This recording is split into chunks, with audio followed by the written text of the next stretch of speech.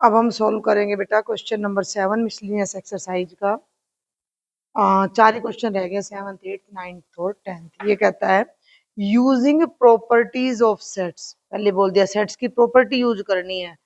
Prove that, first part है A union A intersection B is equal to A union A intersection B A के equal है। ये हमने prove करना है और बार बार बता रही हूँ कि एक सेट को अगर दूसरे के इक्वल प्रूव करना है, मान लो ए को बी के इक्वल प्रूव करना है, तो दो बातें दिखानी है कि ए बी का सबसेट है और बी ए का। तो अब हमने यहाँ क्या करना है कि इस वाले सेट को इसका सबसेट दिखाना है, इस वाले सेट को इसका। अब यहाँ इसने एक बात और बोल दी है पहले ही कि भैया सेट की तुमने क्या लगानी है, प्रॉपर्टीज यूज करनी है।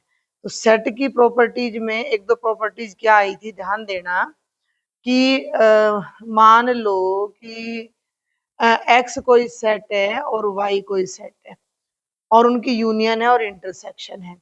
तो कोई भी सेट हमेशा अपनी यूनियन का सबसेट होता है, क्योंकि यूनियन बड़ी होती है, और वाई भी यूनियन का सबसेट होगा।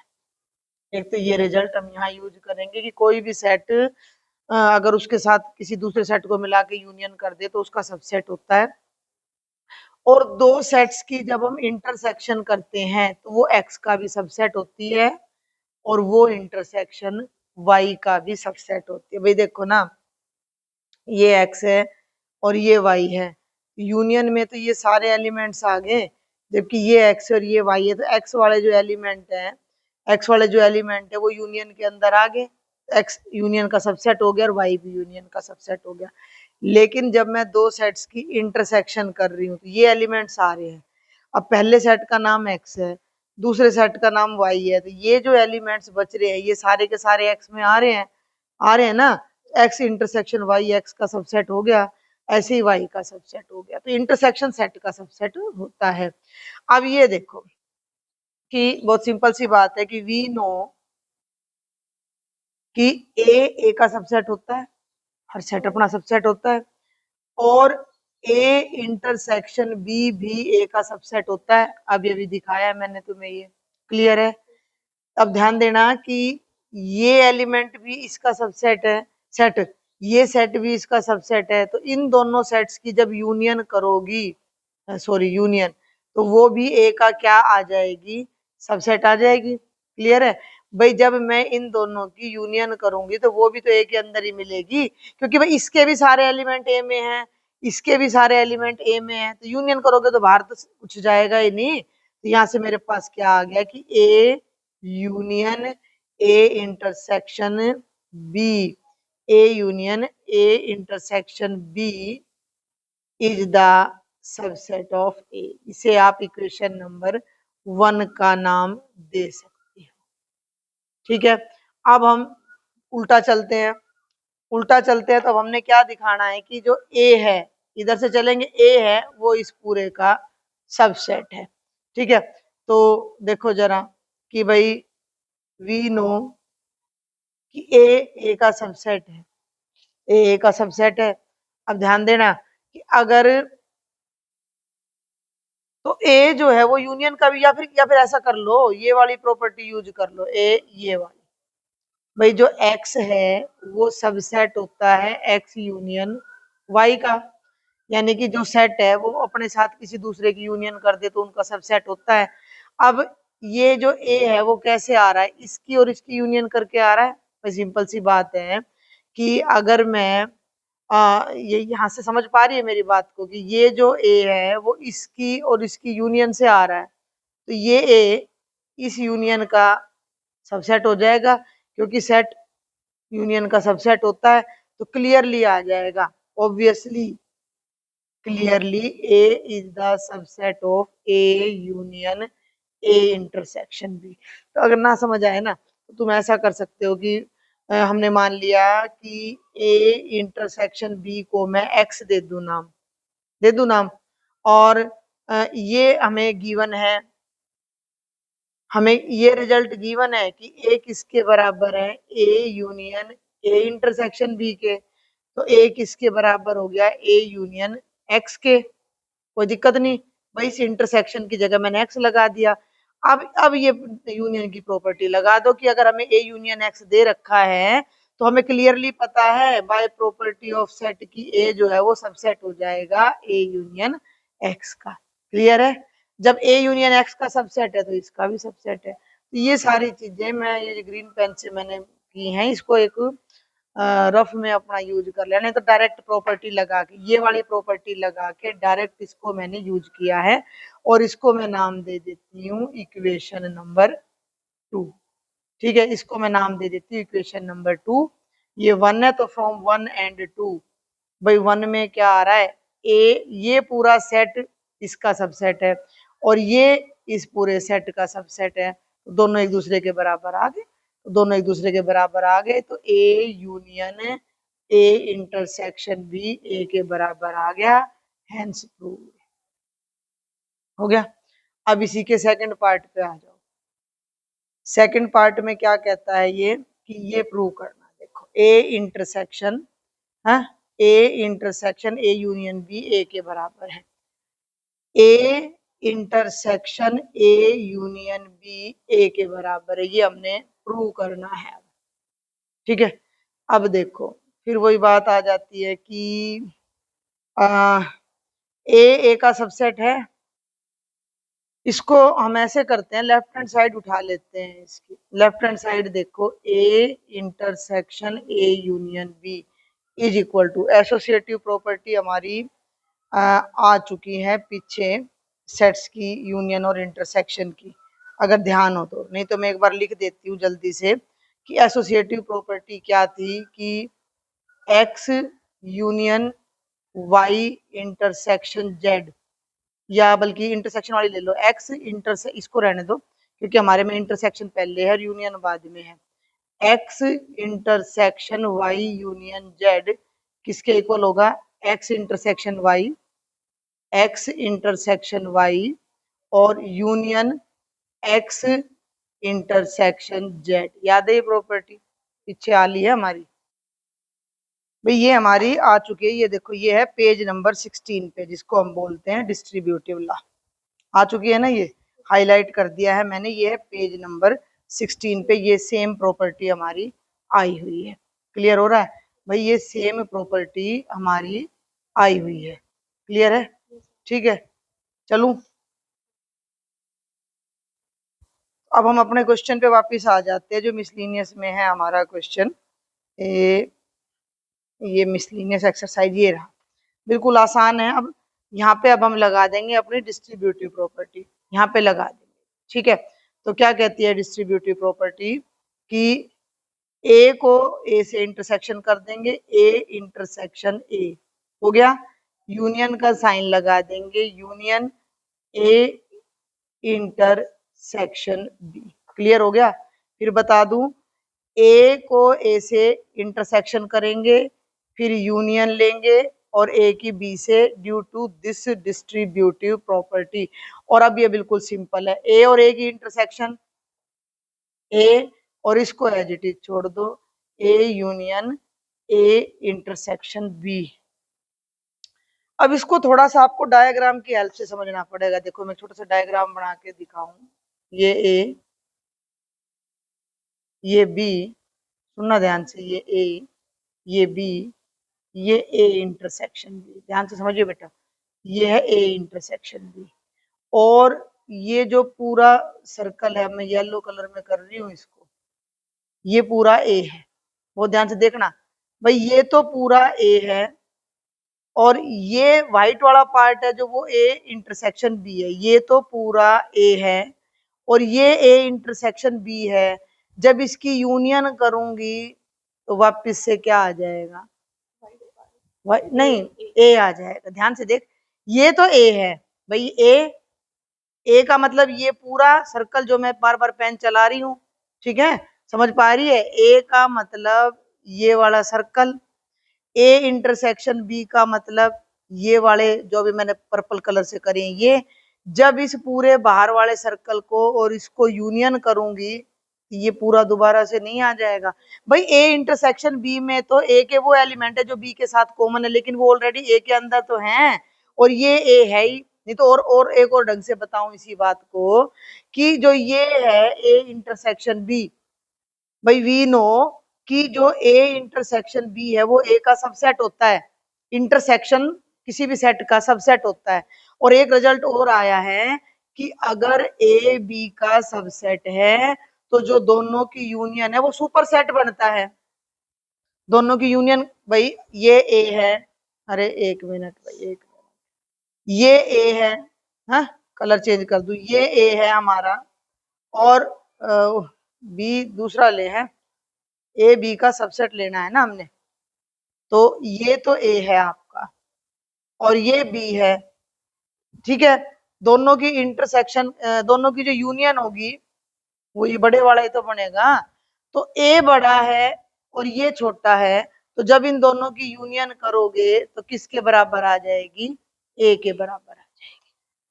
बिल्कुल सिंपल सा है। एक बार मैं इसको जल्दी से फिर से रिपीट कर देती हूँ। देख ये था A intersection A union B को ए के बराबर दिखाना था, यहां से लेफ्ट साइड पकड़ी, डिस्ट्रीब्यूटिव प्रॉपर्टी लगाई, A intersection A union A intersection B, ये दोनों आ गए। ए इंटरसेक्शन ए का मतलब ए हो गया, ए इंटरसेक्शन ए का मतलब ये हो गया और ये यूं का यूं। अब इन दोनों की यूनियन करने के लिए थोड़ा सा दिमाग लगाना है, डायरेक्ट लिख देते वैसे तो हम, पर मैं तुझे समझा रही हूँ कि भाई साहब ये ए है, ये इंटरसेक्शन है, दोनों की यूनियन का मतलब इसके भी सारे एलिमेंट और इसके भी, तो पूरा ए बन गया। तो मैंने डायरेक्ट यहाँ ए लिख दिया।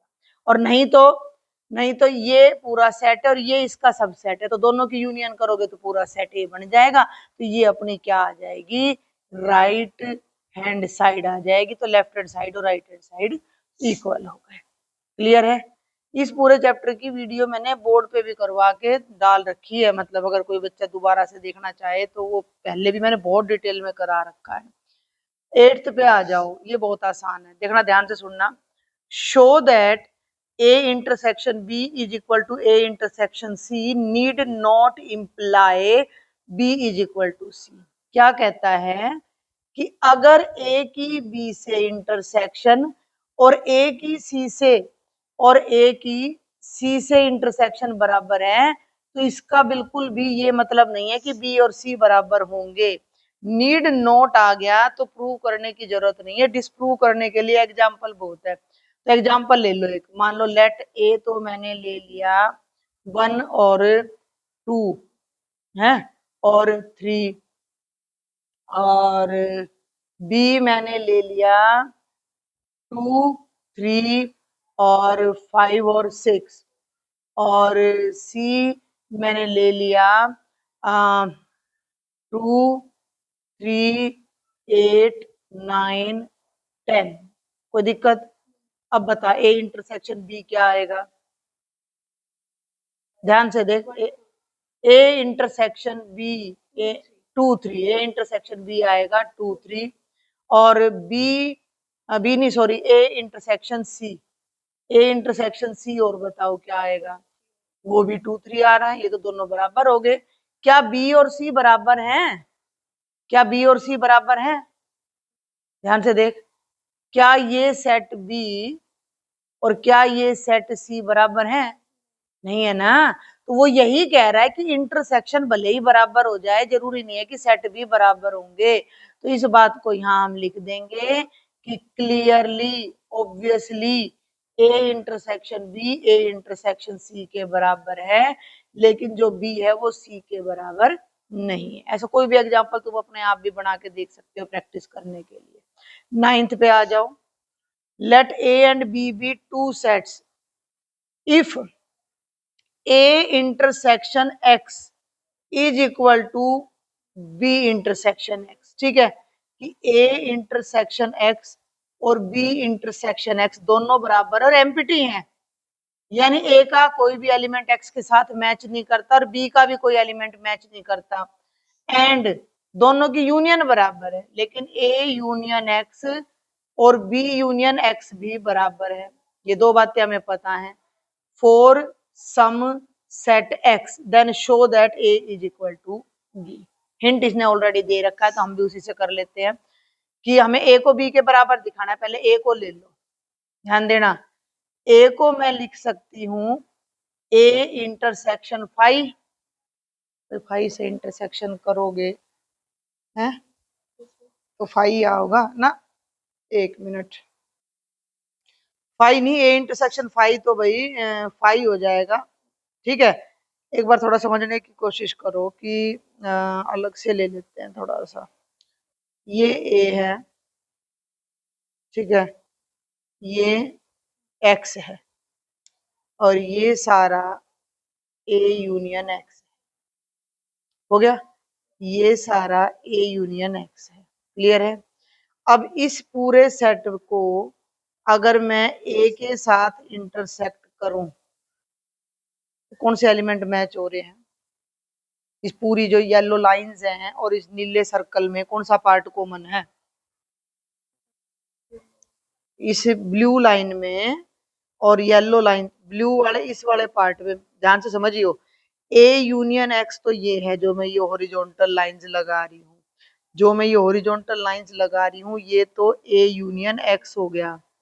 और अब इसको ए के साथ, इसके साथ, चलो मैं इसके लिए वो लगा देती हूँ वर्टिकल लाइंस, ए के साथ इंटरसेक्ट करोगे तो कौन सा पार्ट मैच कर रहा है? वर्टिकल लाइंस वाला पार्ट। इसका क्या नाम है इस सेट का? ए नाम है ना, ए नाम है ना। समझ लिए मेरी बात को?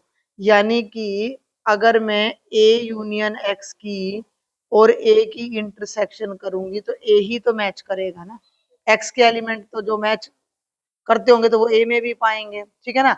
मेरी बात को फिर समझियो कि दोबारा बता दूं, ये ए है, ये एक्स है, ये हॉरिजॉन्टल लाइंस ए यूनियन एक्स हैं, और अब उसको ए के साथ इंटरसेक्ट करना है तो ए वाले हिस्से को मैं वर्टिकल लाइन से दिखा दूं तो दोनों लाइंस जहां मैच कर रही हैं वो ये पूरा ए ही तो है। इस रिजल्ट को अब हम यहाँ यूज करेंगे कि इसको मैं लिख सकती हूँ ए इंटरसेक्शन ए यूनियन एक्स। इस पे लगा दो डिस्ट्रीब्यूटिव प्रॉपर्टी। डिस्ट्रीब्यूटिव प्रॉपर्टी का मतलब A intersection A union A intersection X. ये हो गया A intersection A union A intersection X. A की ए से इंटरसेक्शन करोगे तो ए आएगा।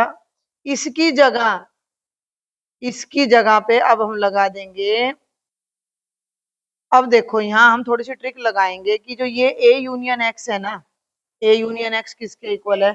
बी यूनियन एक्स के। A union X B union X के इक्वल है, तो इस ए यूनियन एक्स की जगह मैं बी यूनियन एक्स लगा दूंगी तो मेरे पास क्या आ जाएगा कि A is equal to A intersection B union X. अब डिस्ट्रीब्यूटिव प्रॉपर्टी लगा दो।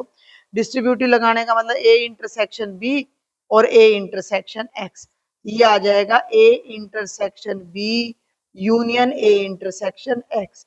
ए इंटरसेक्शन एक्स एम्पिटी है तो इसकी जगह एम्पिटी लिख देंगे। A is equal to A intersection B union empty. Empty से किसी को भी मिला लो वो खुद ही रह जाएगा, तो ए की वैल्यू आ जाएगी ए इंटरसेक्शन बी, और ये हो गया इक्वेशन नंबर 1। अब ऐसे बी को उठा लो, अब ऐसे ही बी को उठा लो, बी को भी इसके इक्वल प्रूव कर देंगे। बी को भी मैं, ध्यान देना, बिल्कुल इसी तरीके से, बी को भी मैं बिल्कुल इसी तरीके से लिख सकती हूँ कि B is equal to B intersection B union X. B union X की जगह मैं लगा दूंगी ए यूनियन एक्स, क्योंकि दोनों इक्वल है, कारण लिख देना, क्योंकि भैया बी यूनियन एक्स और ए यूनियन एक्स बराबर है। अब डिस्ट्रीब्यूटिव प्रॉपर्टी लगा दो, ये हो गया B intersection A union B intersection X. लेकिन बी इंटरसेक्शन एक्स एम्पिटी है, ये हो जाएगा B intersection A union empty. इधर लेफ्ट में बी चल ही रहा है तो बी इज इक्वल टू खाली क्या आ जाएगा? बी इंटरसेक्शन ए, और बी इंटरसेक्शन ए को तू ए इंटरसेक्शन बी भी लिख सकती है, ये आ जाएगी अपनी इक्वेशन नंबर। अब दोनों को जब हम इक्वल करेंगे तो 1 एंड 2 से हमारे पास क्या आ जाएगा? दोनों ए इंटरसेक्शन बी के इक्वल हैं, तो from 1 and 2 set A is equal to set B, hence proved. और यही हमने प्रूव करना था। ठीक है, और अब जल्दी से इसका लास्ट क्वेश्चन देखते हैं। ये भैया last question, find sets A B and C such that A intersection B, B intersection C and A intersection C are non empty, मतलब ए को बी से इंटरसेक्ट करें तो कुछ ना कुछ कॉमन आना चाहिए। मतलब क्या कहूँ कि एक इस तरह का डायग्राम बन जाए कि देखो ये ए है, ठीक है, ये बी है, और मतलब ए और बी में कुछ ना कुछ मैच कर रहा है, ठीक है, और बी और सी में भी कुछ ना कुछ, सी कुछ इस तरह का है कि थोड़ा छोटा डायग्राम लेते हैं इसका। ए, एक मिनट, ये ए हो गया और ये बी हो गया, और सी कुछ ऐसा है कि कुछ ऐसे जा रहा है सी। समझ पाओगी मेरी बात को, है कि देखो ए है, बी है, सी है, थोड़ा और एक्यूरेट हो सकता था, ए और सी में तो ये मिल रहा है, बी और सी में ये मिल रहा है, ए और बी में ये मिल रहा है, लेकिन जब तीनों की बात कर रहे हैं तो यहाँ कुछ भी नहीं मिल रहा। ऐसा एक एग्जाम्पल देना है बस आपने, केवल एक एग्जाम्पल। तो जल्दी से 3 सेट ले लेते हैं, ये थोड़ी वो करनी पड़ेगी, मतलब एफर्ट डालना पड़ेगा। ए मैंने ले लिया, मान लो 1 2 3 है, और बी और ए में एक आधा मिला दो 1, और 4 और 5 ले लो, तो ए और बी में तो 1 मिल गया, और सी को अगर मैं ले लूं, बी और सी में भी कुछ मिलना चाहिए, तो 4, और ए और सी में भी 2 4 ले ले, 2 4 और 7 ले ले। अब देख एक बार, ए इंटरसेक्शन बी में क्या आ रहा है, 1 आ रहा है, बी इंटरसेक्शन सी में 4 आ रहा है, और भैया एंड ए इंटरसेक्शन सी में क्या आ रहा है, ए और सी में 2 आ रहा है। तीनों में देखियो क्या आ रहा है, तीनों में कुछ मैच कर रहा है? 1 इसमें है तो इसमें नहीं है, 2 इन दोनों में है तो इसमें नहीं है, 4 इन दोनों में है तो इसमें नहीं है, तो ये हमारा एम्पिटी आ गया एंड हैंस प्रूव्ड। तो ये हमारा पूरा चैप्टर नंबर 1 था। कोई डाउट हो, कोई क्वेरी हो तो जरूर शेयर करनी है। और ये चैप्टर नंबर 1 है। हाँ, एक बात और बता दूं कि इसकी जो पीडीएफ है, ये जो पूरा सॉल्यूशन मैंने यहाँ कराया है, ये पीडीएफ जो भी बच्चे वीडियो देख रहे हैं, ये पूरे का पूरा सॉल्यूशन शुरू से एंड तक ये मैं टेलीग्राम ग्रुप पे अवेलेबल करा दूंगी, ताकि अगर किसी बच्चे को देखना हो तो हेल्प हो जाए। Thank you.